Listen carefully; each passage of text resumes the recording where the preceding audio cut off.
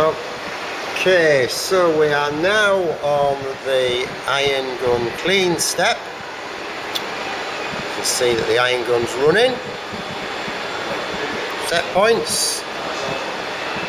If we look into the chamber, we can see that the filament is glowing. If we look inside the chamber, we can see the substrate rotation and the substrates being bombarded by ions.